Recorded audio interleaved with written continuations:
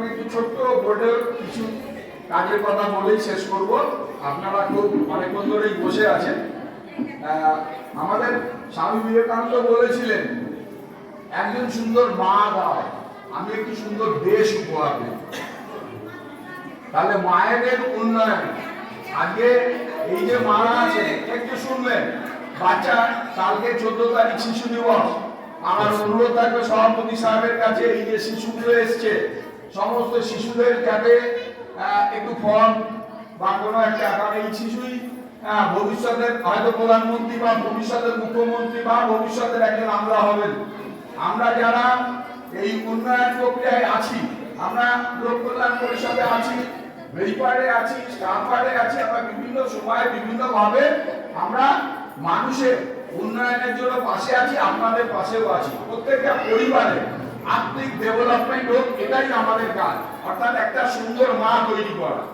সেই মাটা নাকে মুখে হাত দিচ্ছে না তো, কয়েকটা ছোট ছোট সূচক বলবো আস্তে ধীরে। আমি তো সংঘ বা সংঘ ম্যানেজমেন্ট সিস্টেম বা ধরুন আপনাদের এই সমবায়ের উপর দীর্ঘদিন বহু প্রশিক্ষণ করে এসেছি। আজকে আমি সেই বিষয়গুলো বলবো না। এবং সংঘ সমবায়ের জানেন যারা আধিকারিক আছেন, এখানে সংঘ সমবায়ের একটা সোসাইটি ফর্মেশন হয়েছে। আমাদের গভর্নমেন্ট এই সোসাইটি রেজিস্ট্রেশনের মধ্যে দিয়ে আপনাদের প্রচুর রকমের কাজ, আপনারা ভাতা দিতে পারবেন। কেউ বিপদে পড়লে পরে তাদের সাহায্য করার টাকাও দিয়েছে। এবং আমার যতটুকু আইডিয়া বা জানা, এক একটা সংঘ সমবায়ে 30-40 লক্ষ টাকা গভর্নমেন্ট দিয়েছে এবং আছে এক একটা সমবায়ে বিভিন্ন কাজের জন্য। এটা ভাববেন না কারো ব্যক্তিগত টাকা বা কাউকে ব্যক্তিগতভাবে দেওয়া যাবে, সেটা হচ্ছে এই সঠিক পরিবারের উন্নয়নে, যেটা আমরা 20 টাকা 30 টাকা করে জমাচ্ছি সেইভাবে দিয়ে। এছাড়া তো বিভিন্ন রকম সেলাইয়ের থেকে শুরু করে স্কুলের পোশাক এগুলো দেওয়া হচ্ছে।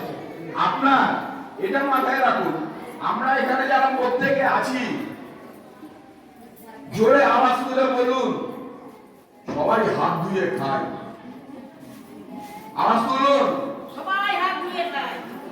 সবাই বলুন। আওয়াজ কিন্তু খুব ধীরে। সবাই হাত ধুয়ে খায় বলছেন না, জোরে বলুন, সবাই হাত ধুয়ে খায়। তাহলে হাতটা উপরে তুলুন সবাই। খালি হাতে এসেছি, খালি হাতে চলে যাবো, কিন্তু আমরা সমাজ ভালো করতে চাই। আজকে মায়েরা যদি ভালো হন, মায়েরা সুস্থ হন, তাহলে একটা ছেলে সন্তান বা মেয়ে সন্তান একমাত্র পেয়েছে আর মায়েরা। মাই পারেন একটা ছেলে বা মেয়ে সন্তান তৈরি করবে, এবং সেই সন্তানটা ভবিষ্যৎ প্রজন্মটা ভালো হবে এবং সে সুস্থভাবে আমাদের সমাজ বা দেশকে এগিয়ে নিয়ে যাবে। তাহলে সবাই হাত তুলে, সভাপতি সাহেব, আধিকারিক কাউকে আমি সম্মান দিয়ে প্রথমে শুরু করে দিচ্ছি। কারণ এখানে ঠিক প্রশিক্ষণের মতো পরিবেশ নেই। আপনারা ডাকবেন, আমি এখন আছি, যখনই ডাকবেন আমরা প্রশিক্ষণে পাবে। এবং সভাপতি সাহেবকেও অনুরোধ করবো, যে কোনো প্রশিক্ষণে ডাকলে আমাদের পাবে। সবাই হাত তুলে একটু জোরে সভাপতি সাহেবের জন্য।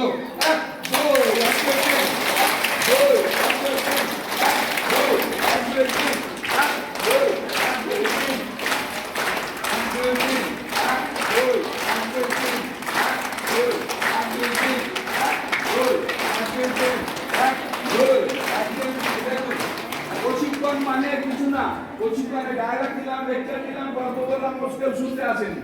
প্রশিক্ষণ বুদ্ধি স্তরে, চেতনা স্তরে একটা আঘাত। আমার যদি ওই আঘাত আসে, আমি আমার বাড়ির আনাচে কাছে কোথাও জল জমতে দেবো না। সেখানে ডেঙ্গু মশা হবে। সরকারের এত কামান কেনা, আশা কর্মীকে বাড়ি বাড়ি পাঠানো, এত কাজের দরকার হতো না যদি আমরা সবাই সচেতন হতাম, তাই না?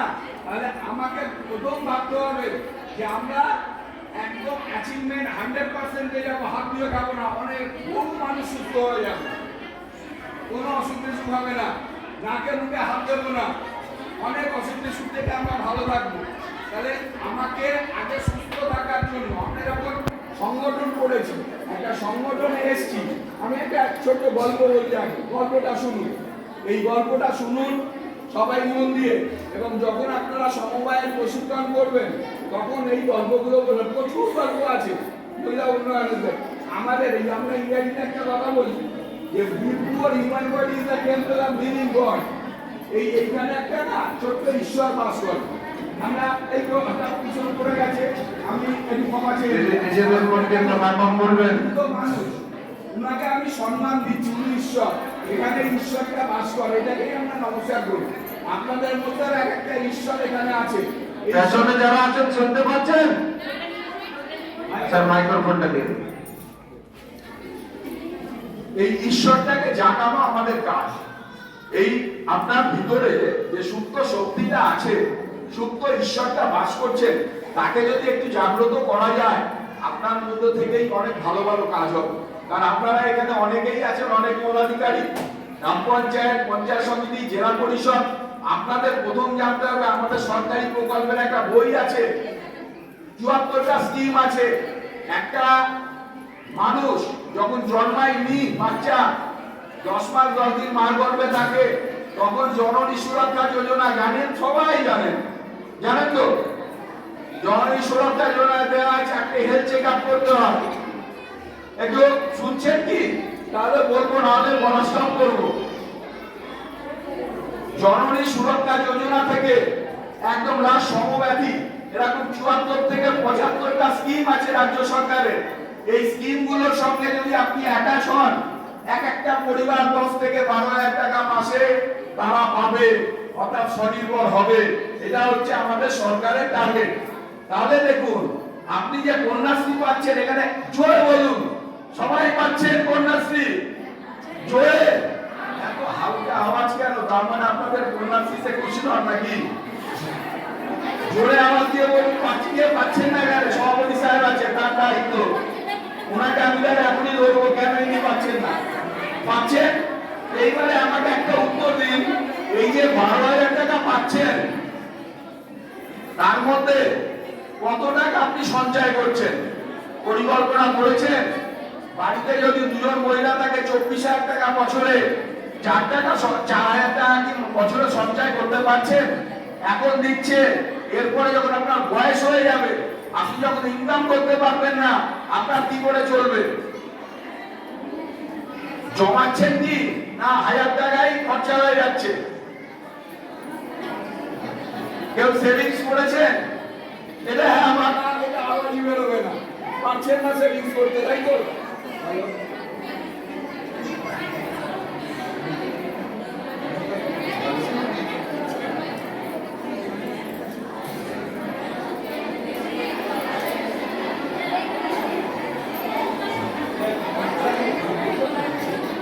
ঠিক আছে।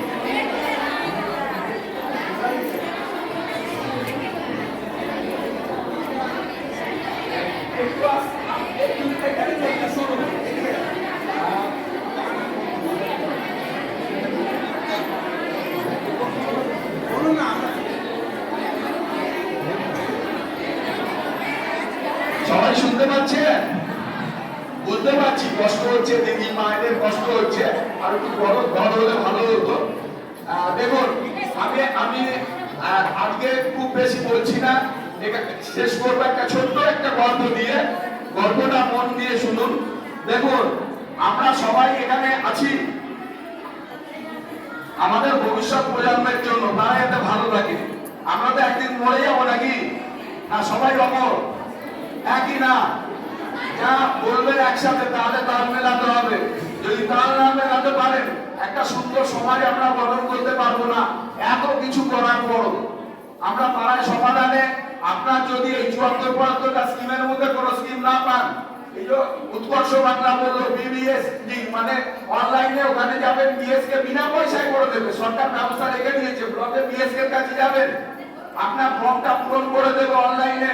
আপনি কোন ট্রেনিং করতে চান, আপনার ফোনে এসএমএস চলে আসবে। ট্রেনিং এর পরে আপনাকে প্লেসমেন্ট দেবে। প্লেসমেন্ট না দিলে আপনাদের টেবিলে সব ভালো ভালো খাবার সাজানো আছে। এবারে সবাই খেতে যাচ্ছে, হাত সোজা, খাবার মুখে যাবে? হ্যাঁ কি না? যাবে না তো? কারো হাত খাবার যাচ্ছে না মুখে, তাহলে কি হচ্ছে? প্রচন্ড ক্রোধ। রান্না খারাপ হলে, বা আজকে এই যে প্রোগ্রাম করেছে সমবায়ের এজিএম, আপনাদের কিছু দিল না, কিছু খেতে দিল না, চা দিল না, রেগে যাবেন না? তা ওরা তো খেতেই পারছে না, রেগে গিয়ে খাবার উল্টে দিচ্ছে, কেউ মুখ দিয়ে খাবার চাচ্ছে, কেউ খাবার ছুঁড়ে মারছে। একটা বিশৃঙ্খল অবস্থা তৈরি হলো। এটাকেই বলে নরক। আর এই যে মর্তে আছি না, এটা হচ্ছে মর্ত, মানে আমাদের মর্ত, যেটাকে আমরা স্বর্গ বানাতে চাইছি। একদিন তার এইভাবে পাপ কেটে গেল, এবারে স্বর্গে গেছে। স্বর্গে যাওয়ার পর সারাদিন ঘুরলো, ঘোরার পর স্বর্গেও ঠিক একই রকম অবস্থা। স্বর্গে দেখছে যে ওই ঠিক দুপুরবেলা একটা ঘন্টা বাজছে, সব লোক ওই ঘরের দিকে যাচ্ছে। সেখানেও গিয়ে এসে দেখলো যে লম্বা লম্বা টেবিল, আর সেখানে যে যেটা খেতে ভালোবাসেন সেই খাবারগুলো সাজানো রয়েছে। সবাই খেতে যাবে, কিন্তু ওই যে মাস্টারমশাই মারা গেছিলেন, তিনি দরজার সামনে এসে ভিতরটার দিকে অবাক নয়নে তাকিয়ে আছেন। কি দেখে বলতে পারবেন আপনারা কেউ? ওই নরকে যা ঘটেছিল তাই দেখলেন না অন্য কিছু? কি মনে হয়? হ্যাঁ, দারুণ বলেছেন, জোরে হাততালি দিদির জন্য যে বলেছে অন্য কিছু। এবার এই অন্য কিছুটা কি, একটু ব্রেনস্টর্মিং করুন, চিন্তা করুন কি হতে পারে। নরকের মতো তো হবে না। দিদি বলেছিলেন অন্য কিছু, কি হতে পারে?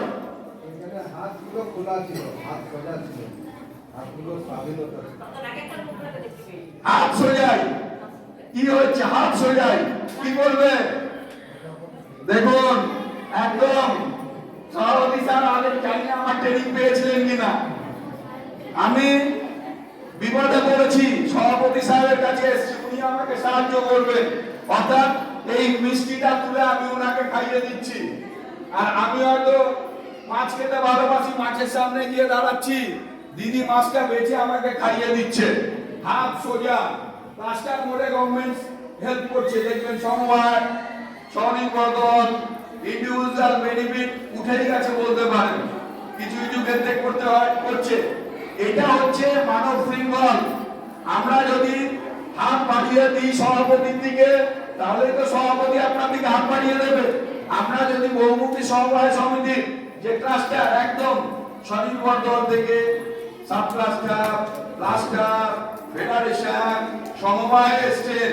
সমবায় মানে আপনি একটা স্বেচ্ছাসেবী সংস্থার হেড, আপনাকে প্রচুর কাজের অর্ডার করতে পারবেন। সভাপতি সাহেব আছে, যোগাযোগ করে দেবে, ব্লকে খাবার দিতে পারবেন, ক্যান্টিন করতে পারবেন, সমস্ত রকম কাজ। তাহলে আমরা যদি সবাই মনে করি আমাদের হাতটা সোজা, যদি একে অপরের দিকে হাতটা বাড়িয়ে দিই, সবাই এখানে আমরা যারা আছি জোরের সাথে একটু বলবেন, সবার হাত সোজা তো? বাচ্চা কালে খাবারটা কে খাইয়ে দেয়? মা। আর বয়স হলে যখন উঠতে নড়তে পারেন না, খাবারটা করতে পারেন না, কেউ না কেউ তো খাবারটা দেয়। আমাদের সরকার সহায় প্রকল্প করেছিল, এরকম মানুষ যদি তাদের কেউ না থাকে আমরা গিয়ে খাবার দিয়ে আসতাম।